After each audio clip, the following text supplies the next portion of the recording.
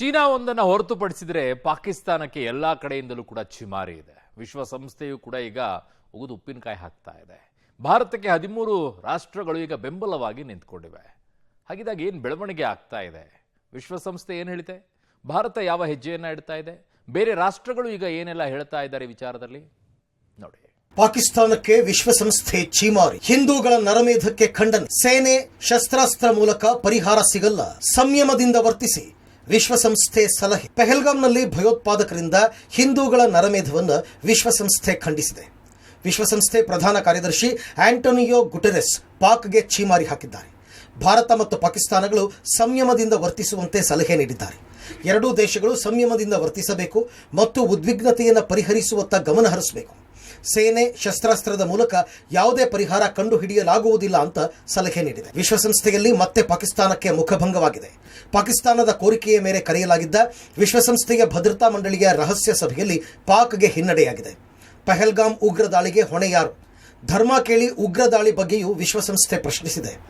ಭಾರತದ ಜೊತೆ ಸಂಬಂಧ ಸರಿಪಡಿಸಿಕೊಳ್ಳಿ, ಅಣ್ವಸ್ತ್ರ ಇದೆ ಅಂತ ಬ್ಲಾಕ್ ಮೇಲ್ ಮಾಡೋದು ನಿಲ್ಲಿಸಿ ಅಂತ ಪಾಕಿಸ್ತಾನಕ್ಕೆ ವಿಶ್ವಸಂಸ್ಥೆ ಭದ್ರತಾ ಮಂಡಳಿ ತಾಕೀತು ಮಾಡಿದೆ. ವಿಶ್ವಸಂಸ್ಥೆಯ ಭದ್ರತಾ ಸಮಿತಿ ಸಭೆಯಲ್ಲಿ ಇವತ್ತು ಪಾಕಿಸ್ತಾನಕ್ಕೆ ಮತ್ತೊಮ್ಮೆ ಹಿನ್ನಡೆಯಾಗಿದೆ. ಪಾಕಿಸ್ತಾನದ ಮನವಿಯ ಮೇರೆಗೆ ಈ ಒಂದು ಸಭೆಯನ್ನು ಕರೆಯಲಾಗಿತ್ತು. ಪಹಲ್ಗಾಮ್ ದಾಳಿಯ ಬಳಿಕ ಎರಡೂ ದೇಶಗಳ ನಡುವೆ ಯುದ್ಧದ ವಾತಾವರಣ ಏನು ನಿರ್ಮಾಣ ಆಗಿದೆ, ಈ ವಿಚಾರಕ್ಕೆ ಸಂಬಂಧಪಟ್ಟಂತೆ ಮಾತುಕತೆಯನ್ನು ನಡೆಸಲಿಕ್ಕೆ ಈ ಪಾಕಿಸ್ತಾನದ ಮನವಿಯ ಮೇರೆಗೆ ಈ ಒಂದು ರಹಸ್ಯ ಸಭೆಯನ್ನು ಕೂಡ ಕರೆಯಲಾಗಿತ್ತು. ಕ್ಲೋಸ್ ಡೋರ್ ಮೀಟಿಂಗ್ನಲ್ಲಿ ವಿಶ್ವಸಂಸ್ಥೆಯಲ್ಲಿರುವಂತಹ ಪ್ರತಿನಿಧಿಗಳು ಪಾಕಿಸ್ತಾನವನ್ನು ತೀವ್ರ ತರಾಟೆಗೆ ತೆಗೆದುಕೊಳ್ಳುವಂಥ ಕೆಲಸವನ್ನು ಮಾಡಿದ್ದಾರೆ. ಪಹಲ್ಗಾಮ್ ಭಯೋತ್ಪಾದಕ ದಾಳಿಯ ಹಿಂದಿನ ಹೊಣೆ ಯಾರದು, ಮತ್ತೆ ಧರ್ಮವನ್ನು ಕೇಳಿ ಹತ್ಯೆ ಮಾಡಿದ್ದು ಹೇಗೆ, ಮತ್ತೆ ಅಣ್ವಸ್ತ್ರ ಪ್ರಯೋಗವನ್ನು ಮಾಡ್ತೀನಿ ಅಂತ ಹೇಳಿದ್ದೇಗೆ, ಇದ್ರ ಜೊತೆಗೆ ನದಿಯ ನೀರನ್ನ ಬಿಡ್ಲಿಲ್ಲ ಅಂತಂದ್ರೆ ಅದರ ಬದಲಿಗೆ ರಕ್ತ ಹರಿಸ್ತೀವಿ ಅನ್ನುವಂಥ ನಿಟ್ಟಿನಲ್ಲಿ ಪ್ರಚೋದನಕಾರಿ ಹೇಳಿಕೆಗಳನ್ನು ಯಾಕೆ ಕೊಡ್ತಿದ್ರಿ ಅನ್ನುವಂಥ ನಿಟ್ಟಿನಲ್ಲಿ ತೀವ್ರವಾದಂತಹ ತರಾಟೆಯನ್ನು ಪಾಕಿಸ್ತಾನಕ್ಕೆ ತೆಗೆದುಕೊಳ್ಳುವಂತ ಕೆಲಸಗಳಾಗಿವೆ. ವಿಶ್ವಸಂಸ್ಥೆಯಲ್ಲಿ ಭಾರತಕ್ಕೆ ಬಹುಪರ, ಭಾರತದ ಬೆನ್ನಿಗೆ ನಿಂತ 13 ದೇಶಗಳು, ಉಗ್ರ ಪೋಷಕ ಪಾಕಿಸ್ತಾನಕ್ಕೆ ಮುಖಭಂಗ, ಭಾರತ ವರ್ಸಸ್ ಪಾಕಿಸ್ತಾನ ನಡುವೆ ಯುದ್ಧದ ಕಾರ್ಮೋಡ ದಟ್ಟವಾಗಿದೆ. ವಿಶ್ವಸಂಸ್ಥೆಯ ಭದ್ರತಾ ಮಂಡಳಿಯ 13 ರಾಷ್ಟ್ರಗಳೇ ಭಾರತಕ್ಕೆ ಬೆಂಬಲಿಸಿದ್ದು ಭಾರತಕ್ಕೆ ಭಾರಿ ಬಲ ಬಂದಂತಾಗಿದೆ. ಉಗ್ರ ಬೆಂಬಲಿತ ಪಾಕಿಸ್ತಾನದ ವಿರುದ್ಧ ಹಲವು ರಾಷ್ಟ್ರಗಳು ತಿರುಗಿ ಬಿದ್ದಿವೆ. ಹಿಂದೂಗಳ ನರಮೇಧ ಖಂಡಿಸಿರುವ ಬಹುತೇಕ ರಾಷ್ಟ್ರಗಳು ಉಗ್ರರ ವಿರುದ್ಧ ಹೋರಾಟಕ್ಕೆ ಜೈ ಎಂದಿವೆ. America, France, Russia, Japan, Australia, Europe ಒಕ್ಕೂಟ ಭಾರತಕ್ಕೆ ಬೆಂಬಲಿಸಿವೆ. ಭಯೋತ್ಪಾದನೆ ವಿರುದ್ಧ ಭಾರತದ ಹೋರಾಟಕ್ಕೆ ಟ್ರಂಪ್ ಸರ್ಕಾರ ಸಹಾಯ ಮಾಡುತ್ತೆ ಅಂತ ಅಮೆರಿಕ ಸದನದ ಸ್ಪೀಕರ್ ಜಾನ್ಸನ್ ಹೇಳಿದ್ದಾರೆ.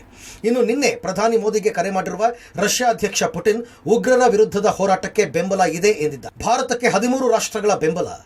5 ಖಾಯಂ ಸದಸ್ಯ ರಾಷ್ಟ್ರಗಳ ಪೈಕಿ 4 ಸದಸ್ಯ ರಾಷ್ಟ್ರಗಳು ಭಾರತಕ್ಕೆ ಸಾಥ್. ಚೀನಾ, ಪಾಕಿಸ್ತಾನ ಹೊರತುಪಡಿಸಿ ಉಳಿದ 13 ರಾಷ್ಟ್ರಗಳ ಬೆಂಬಲ. ಖಾಯಂ ಸದಸ್ಯ ರಾಷ್ಟ್ರಗಳಾದ ಫ್ರಾನ್ಸ್, ರಷ್ಯಾ, ಇಂಗ್ಲೆಂಡ್, ಅಮೆರಿಕ, ಖಾಯಂ ಅಲ್ಲದ ಸದಸ್ಯ ರಾಷ್ಟ್ರಗಳಾದ Algeria, Denmark, Guyana, Panama, Republic of Korea, Sierra Leone, Slovenia, Somalia, Greece ಭಾರತಕ್ಕೆ ಬೆಂಬಲ ವ್ಯಕ್ತಪಡಿಸಿದ ದೇಶಗಳು. ಭಾರತಕ್ಕೆ ಸಂಪೂರ್ಣ ಬೆಂಬಲ ಎಂದ ರಷ್ಯಾ ಅಧ್ಯಕ್ಷ ಪುಟಿನ್. ಭಾರತ ಮತ್ತೆ ಪಾಕಿಸ್ತಾನದ ನಡುವೆ ಯುದ್ಧದ ಕಾರ್ಮೋಡ ಆವರಿಸಿದೆ. ಈ ಸಂದರ್ಭದಲ್ಲಿ ವಿಶ್ವಸಂಸ್ಥೆಯ ಭದ್ರತಾ ಮಂಡಳಿ ಸಭೆಯಲ್ಲಿ ಭಾರತದ ಪರವಾಗಿ ಅತಿ ಹೆಚ್ಚು ದೇಶಗಳು ಮತ ಚಲಾಯಿಸುವಂತಹ ಕೆಲಸಗಳಾಗಿದ್ದಾವೆ. ಬೆಂಬಲಕ್ಕೆ ನಿಲ್ಲುವಂತಹ ಕೆಲಸಗಳು ಕೂಡ ಆಗಿರುವಂತದ್ದು. ರಷ್ಯಾ, ಅಮೆರಿಕ, ಫ್ರಾನ್ಸ್ ಸೇರಿದಂತೆ ಪ್ರಮುಖ ದೇಶಗಳೇನಿದ್ದಾವೆ ಅವೆಲ್ಲವೂ ಕೂಡ ಭಾರತ ಮತ್ತೆ ಭಯೋತ್ಪಾದನೆಯ ವಿರುದ್ಧದ ನಿಲುವುಗಳನ್ನು ತೆಗೆದುಕೊಳ್ಳುವಂತಹ ನಿರ್ಧಾರಗಳನ್ನು ತೆಗೆದುಕೊಂಡಿರುವಂತದ್ದು. ಮುಖ್ಯವಾಗಿ ಅಮೆರಿಕದ ಪರವಾಗಿ ಭಾಗಿಯಾಗಿದ್ದಂತಹ ಪ್ರತಿನಿಧಿಗಳು ಈ ಒಂದು ಭಯೋತ್ಪಾದನೆಯ ವಿಚಾರವಾಗಿ ನಾವು ಭಾರತದ ಪರವಾಗಿ ನಿಲ್ತೀವಿ, ಭಾರತ ಈ ನಿಟ್ಟಿನಲ್ಲಿ ಏನೇ ಕೆಲಸಗಳನ್ನು ಕೂಡ ಮಾಡಿದ್ರು ನಾವು ಅದಕ್ಕೆ ಸಂಪೂರ್ಣವಾದಂತಹ ಬೆಂಬಲ ಮತ್ತೆ ಮಿಲಿಟರಿ ಸಹಕಾರವನ್ನು ಕೂಡ ಕೊಡ್ತೀವಿ ಅನ್ನುವಂಥ ನಿಟ್ಟಿನಲ್ಲಿ ಭರವಸೆಯನ್ನು ಕೊಟ್ಟಿದ್ದಾರೆ. ಇದ್ರ ಜೊತೆಗೆ ಫ್ರಾನ್ಸ್ ಮತ್ತೆ ರಷ್ಯಾ ಕೂಡ ಎಲ್ಲ ರೀತಿಯಾದಂತಹ ಬೆಂಬಲ ಬೇಕಾದ್ರೆ ನಾವು ಕೊಡ್ಲಿಕ್ಕೆ ಸಿದ್ಧ ಇದ್ದೀವಿ ಅನ್ನುವಂಥ ನಿಟ್ಟಿನಲ್ಲಿ ಹೇಳಿಕೆಗಳನ್ನು ಕೊಟ್ಟಿರುವಂಥದ್ದು. ಹೀಗಾಗಿ ವಿಶ್ವಸಂಸ್ಥೆ ಮತ್ತೆ ಜಾಗತಿಕ ಮಟ್ಟದಲ್ಲಿ ಪಾಕಿಸ್ತಾನದ ವಿರುದ್ಧ ಮತ್ತೆ ಭಯೋತ್ಪಾದನೆಯ ವಿರುದ್ಧ ಹೋರಾಟ ಮಾಡಲಿಕ್ಕೆ ಭಾರತ ಏನು ಸಿದ್ಧತೆಯನ್ನು ನಡ್ಕೊಳ್ತಾ ಇದೆ, ಅದಕ್ಕೆ ಈಗ ಜಾಗತಿಕ ಮಟ್ಟದಲ್ಲಿ ಬೆಂಬಲ ವ್ಯಕ್ತ ಆಗ್ತಾ ಇದೆ. ದಕ್ಷಿಣ ಏಷ್ಯಾ ಶಾಂತಿಗಾಗಿ ಪಾಕ್ಗೆ ಬೆಂಬಲ ಎಂದ ಚೀನಾ, ಹೊರಗೆ ತಟಸ್ಥ, ಒಳಗೊಳಗೆ ಪಾಕ್ಗೆ ಟರ್ಕಿ ಬೆಂಬಲ. ಭಾರತ ಮತ್ತು ಪಾಕಿಸ್ತಾನದ ನಡುವೆ ನಡೆಯುತ್ತಿರುವ ಕಾದಾಟದ ನಡುವೆ ಇದೀಗ ಪಾಕ್ಗೆ ಚೀನಾ ಬೆಂಬಲ ನೀಡುವುದಾಗಿ ತಿಳಿಸಿದೆ.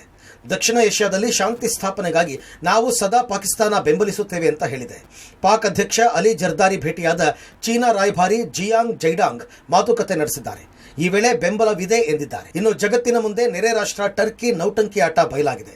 ಪಾಕ್ಗೆ ಬೆಂಬಲ ನೀಡಿರುವ ಟರ್ಕಿ ಶಸ್ತ್ರಾಸ್ತ್ರ ತುಂಬಿದ್ದ ವಿಮಾನ ಪಾಕ್ಗೆ ಕಳಿಸಿದೆ. ಆದರೆ ಕೇವಲ ಇಂಧನಕ್ಕಾಗಿ ಲ್ಯಾಂಡ್ ಆಗಿತ್ತು ಅಂತ ತೇಪೆ ಹಚ್ಚಿದೆ. ನಿನ್ನೆ ಕರಾಚಿ ಬಂದರಿಗೆ ಟರ್ಕಿಯಿಂದ ನೌಕಾಪಡೆಯ ಯುದ್ಧ ವಿಮಾನ ಬಂದಿಳಿದಿದೆ. ಟರ್ಕಿಯ ನಡೆ ಹಲವು ಅನುಮಾನಗಳಿಗೆ ಕಾರಣವಾಗಿದೆ. ಡಿಪ್ಲೊಮ್ಯಾಟಿಕಲಿ ರಷ್ಯಾ ನಮಗಾಗಲೇ ಸಪೋರ್ಟಿಗೆ ಬಂದಿದೆ. ಆ ಕಡೆ ಅವ್ರಿಗೆ ಚೈನಾ, ಇರಾನ್, ಮಲೇಷ್ಯಾ ಆ ಥರ ಹೇಳಿಕೆಗಳು ಕೊಡ್ತಾ ಇದ್ದಾರೆ.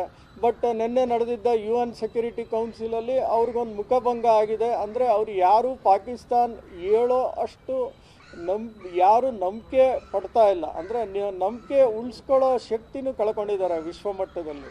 ಸೊ ಈ ಥರ ಡಿಪ್ಲೊಮ್ಯಾಟಿಕ್ ಏಟು ಕೊಟ್ಟಿದ್ದೀವಿ. ಇದನ್ನೆಲ್ಲ ಎಲ್ಲಿ ಮಿನಿಮಲ್ ಮಾಡಬೇಕು, ಯಾವಾಗ ಹೊಡಿಬೇಕು ಅಂತ ಸರ್ಕಾರ ಈಗಾಗಲೇ ಯೋಚನೆ ಮಾಡ್ತಾ ಇರುತ್ತೆ. ಆ ದಿಕ್ಕಲ್ಲಿ ನಮ್ಮ ಸೈನ್ಯ ಆಗಲಿ, ನಮ್ಮ ವಾಯುಪಡೆ ಆಗಲಿ, ನಮ್ಮ ನೌಕಾಪಡೆ ಆಗಲಿ ಆಗಲೇ ಸನ್ನಿಧವಾಗಿ ಅದಕ್ಕೆ ಏನೇನು ರೆಡಿ ಮಾಡ್ಕೋಬೇಕು ಅವ್ರು ಮಾಡ್ಕೋತಾ ಇದ್ದಾರೆ ಆಗಲೇ. ಭಾರತ ಮತ್ತೆ ಪಾಕ್ನ ನಡುವೆ ಯುದ್ಧದ ಕಾರ್ಮೋಡ ಆವರಿಸಿರುವಂತಹ ಹೊತ್ತಲೆ ಟರ್ಕಿಯ ನಿಲುವುಗಳೇನು ಅನ್ನುವಂಥದ್ದು ಬಹಳ ಸ್ಪಷ್ಟವಾಗಿ ಕಾಣಿಸ್ತಾ ಇದೆ. ಭಾರತ ಟರ್ಕಿಗೆ ಬಹಳಷ್ಟು ಆಪತ್ಕಾಲದಲ್ಲಿ ದೊಡ್ಡ ಪ್ರಮಾಣದ ಸಹಾಯವನ್ನ ಮಾಡಿದ್ರೂ ಕೂಡ ಈ ಯುದ್ಧದ ಸಂದರ್ಭದಲ್ಲಿ ಟರ್ಕಿ ಪಾಕಿಸ್ತಾನದ ಬೆಂಬಲಕ್ಕೆ ನಿಂತಿರುವಂಥದ್ದು ಸ್ಪಷ್ಟವಾಗಿ ಕಾಣಿಸ್ತಾ ಇದೆ. ಈ ಹಿಂದೆ ಯುದ್ಧ ನೌಕೆಯನ್ನ ಪಾಕಿಸ್ತಾನಕ್ಕೆ ಕಳಿಸುವ ಮೂಲಕ ಭಾರತಕ್ಕೆ ಸವಾಲೊಡ್ಡುವಂತ ಕೆಲಸವನ್ನ ಮಾಡಿತ್ತು. ಈಗ ಯುದ್ಧ ವಿಮಾನದ ಮೂಲಕ ಸಾಮಗ್ರಿಗಳನ್ನು ಕೂಡ ಕಳಿಸ್ಕೊಡುವಂತ ಕೆಲಸಗಳನ್ನ ಟರ್ಕಿ ನಿರಂತರವಾಗಿ ಮಾಡ್ತಾ ಇದೆ.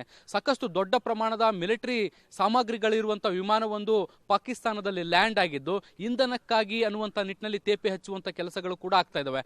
ಈ ಮೂಲಕ ಟರ್ಕಿ ದೊಡ್ಡ ಪ್ರಮಾಣದ ಮಿಲಿಟರಿ ಸಾಮಗ್ರಿಗಳನ್ನ ಪಾಕಿಸ್ತಾನಕ್ಕೆ ಕೊಡೋ ಮೂಲಕ ಭಾರತದ ವಿರುದ್ಧ ಯುದ್ಧವನ್ನ ಮಾಡಲಿಕ್ಕೆ ಪಾಕಿಸ್ತಾನವನ್ನ ಸನ್ನದ್ಧಗೊಳಿಸ್ತಾ ಇದೆ. ಪಾಕ್ಗೆ ತನ್ನ ನೆಲದಲ್ಲೇ ಪ್ರಜೆಗಳ ಛೀಮಾರಿ. ಪಹಲ್ಗಾಮ್ನಲ್ಲಿ ಉಗ್ರ ದಾಳಿಗೆ ಪಾಕಿಸ್ತಾನ ಪ್ರಜೆಗಳೇ ಖಂಡಿಸಿದ್ದಾರೆ. ಭಾರತದ ವಿರುದ್ಧ ಯುದ್ಧಕ್ಕೆ ನೀವು ಬೆಂಬಲ ಕೊಡ್ತೀರಾ ಅಂತ ಪಾಕ್ ಪ್ರಜೆಗಳಿಗೆ ವಿವಾದಿತ ಧರ್ಮಗುರು ಪ್ರಶ್ನೆ ಮಾಡಿದಾಗ ಉತ್ತರ ಕೊಡಲು ಪಾಕ್ ಪ್ರಜೆಗಳು ಹಿಂದೇಟು ಹಾಕಿದ್ದಾರೆ. ಧರ್ಮಗುರು ಮೌಲಾನಾ ಅಬ್ದುಲ್ ಅಜೀಜ್ ಘಾಜಿಗೆ ತೀವ್ರ ಮುಜುಗರ ಆಗಿದೆ. News desk, public TV.